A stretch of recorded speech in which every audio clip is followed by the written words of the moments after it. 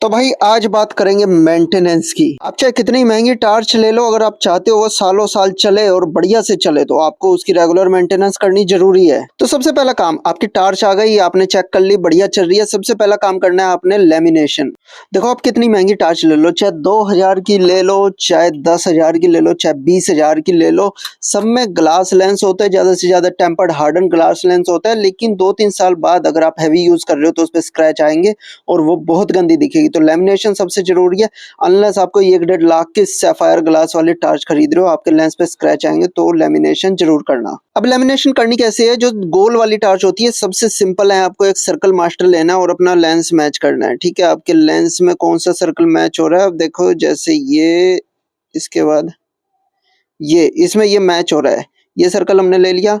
अब हम ये लेमिनेशन शीट ले लेंगे, जो फोन की लेमिनेशन शीट होती है, इसमें से एक टुकड़ा काट लेंगे अप्रोक्सीमेटली जितना भी लगना है अपना। अब ये सर्कल यहाँ रख के हम इसको ट्रेस कर लेंगे।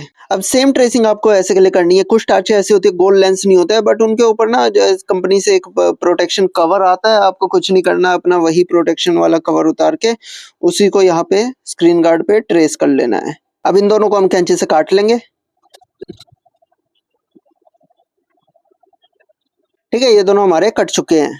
अब लेंस को साफ करना है, उसका सबसे बढ़िया तरीका है सेलो टेप। आपको टेप को ऐसे लगा लगा के सारे फिंगरप्रिंट वगैरह सब हटाने हैं।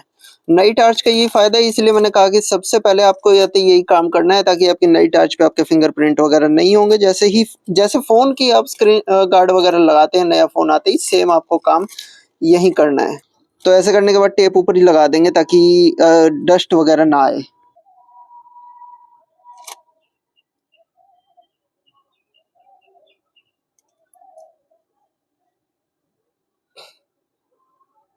देखिए स्क्रीन गार्ड लग चुका है। अगर आप खुद से लगाएंगे सर्कल मास्टर से, हो सकता है कई बार सर्कल मैच ना करे, तो छोटा होएगा तो कोई प्रॉब्लम नहीं है, क्योंकि स्क्रैच मोस्टली सेंटर में आते हैं, साइडों में इतने स्क्रैच नहीं आते हैं। अगर आपका बिल्कुल बराबरी आपसे कट रहा है तो आप बिल्कुल एग्जैक्ट बना सकते हैं, नहीं तो इतना छोटा बनाएंगे तो भी कोई इशू नहीं है।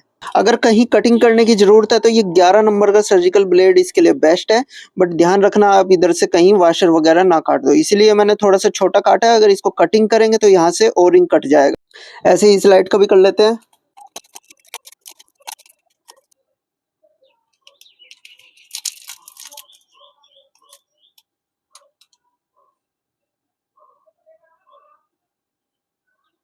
ये देखिए इसका भी काफी बढ़िया से लग गया है।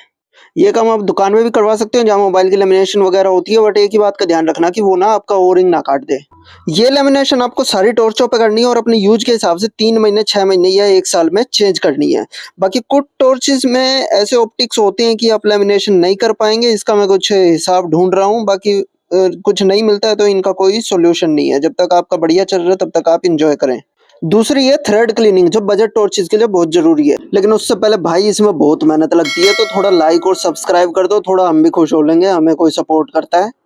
बजट टॉर्चेस में जो थ्रेड होते हैं आपके, वो एनोडाइज नहीं होते हैं। ये देखिए सिल्वर का डस्ट लगा होता है। ऐसे ये कॉन्वॉय में भी देखिए, ये भी एनोडाइज नहीं है, सिल्वर का डस्ट लगा होता है। तो सबसे पहले आते ही आपको इसको अच्छे से टिश्यू से साफ करना है, क्योंकि अगर आप ऐसे यूज करते जाओगे तो सिल्वर का डस्ट बढ़ता जाएगा और वो आपके ओरिंग को काट देगा। टिश्यू से आपको अच्छे से साफ करना है। जो थ्रेड है उसमें अपना नाखून ऐसे फंसा के ऐसे उसको चलाना है। ये देखिए, उसके बाद आपको चाहिए सिलिकॉन ग्रीस। मैं ये यूज करता हूँ, स्पॉन्सर वगैरह कुछ नहीं है, बस मेरे को यही एक कॉस्ट इफेक्टिव मिला था, 300 रुपये का, 300 350 का डब्बा। और बेसिकली ये इतना है कि आप एक बार ले लोगे आपको दोबारा कभी जरूरत नहीं पड़ेगी। इसको डायरेक्ट यूज नहीं करना, इसको किसी छोटी डब्बी में डाल के रखो, क्योंकि आप जैसे जैसे इसको बार बार खोलोगे बंद करोगे तो इसमें डस्ट का पार्टिकल आएंगे, कंटेमिनेशन हो जाएगा। तो इसको एक को साफ रखना है, एक छोटी डब्बी में अलग से डाल के रखना है। उसके बाद आपको चाहिए ईयरबड्स। थोड़ा सा ग्रीस लेंगे, ईयरबड पे लगाएंगे।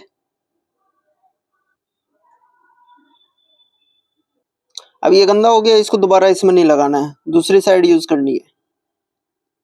ऐसे इस पे कॉन्वॉय पे लगा लेते हैं। ये ग्रीस आपको थोड़ा थोड़ा ओ रिंग के पास भी लगाना है, क्योंकि ओ रिंग का भी लुब्रिकेशन होना जरूरी है। तो इसको हम बंद कर देंगे। प्रीमियम टॉर्चेस के जो थ्रेड है वो एनोडाइज आते हैं। ठीक है, वो ऐसे उसमें सिल्वर का डस्ट नहीं बनता, वो एनोडाइज आते हैं, एनोडाइजेशन होती है। बट स्टिल आपको हर 3 महीने या 6 महीने में टिश्यू पेपर से क्लीनिंग करनी है, क्योंकि डस्ट वगैरह आ जाता है और ऐसे ही इस पे दोबारा से सिलिकॉन ग्रीस लगाना है। अब आती है बैटरी की मेंटेनेंस। ठीक है, टॉर्च में बैटरी है या आपने अलग से रखी है, सबसे पहली बात टर्मिनल्स को टच नहीं करना है। पसीना लग जाता है, कोरोजन होता है, आपको एक बार में पता नहीं चलेगा, लेकिन ओवर द टाइम 1 साल 2 साल बाद ये खराब होने शुरू हो जाएंगे। टच बिल्कुल नहीं करना है। अगर गलती से टच कर लिया है तो टिश्यू पेपर से अच्छे से साफ करना है। दूसरी बात, बैटरी हेल्थ अगर आपकी प्रायोरिटी है तो 80% या 90% तक चार्ज करो रेगुलर यूज में भी। और अगर लॉन्ग टर्म स्टोरेज के लिए रख रहे हो, जैसे ये मैंने बॉक्स में रखा हुआ है, ये देखिए जैसे ये स्टोरेज में रखा हुआ है, ये रिव्यू के लिए ही निकलती है, इतना रेगुलर यूज नहीं होता है। तो लॉन्ग टर्म स्टोरेज के लिए इनकी वोल्टेज 3.8 से 4 वोल्ट के बीच में रखो। इसके लिए आपको या तो एक मल्टीमीटर चाहिए या एक प्रॉपर चार्जर चाहिए। बट अगर आप ये सब अभी नहीं खरीद सकते, खर्चा अगर बढ़ रहा है, तो बेसिकली आपको क्या करना है, अगर आपकी टॉर्च 2 घंटे में चार्ज होती है तो उसको 15 मिनट थोड़ा कम चार्ज करो। 1 घंटा 45 मिनट कर लो, 1 घंटा 40 मिनट कर लो, सिर्फ इतना ही चार्ज करो। 10-20% उसको कम चार्ज करो तो वो उसमें बैलेंस हो जाएगी। लाइट को टेम्परेचर से आपको बचा के रखना है। गर्मी बैटरी की सबसे बड़ी दुश्मन होती है। हो सके तो आप 35 से 40 डिग्री के नीचे ही रखो।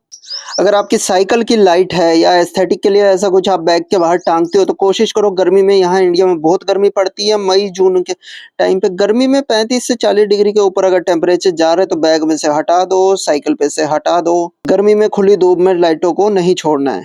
जो हमारी बढ़िया लाइटें होती हैं वो कम से कम IP65 रेटेड होती है। 65 और 66 का मतलब है आप स्प्रे करके पानी मार सकते हो या बारिश वगैरह में यूज कर सकते हो।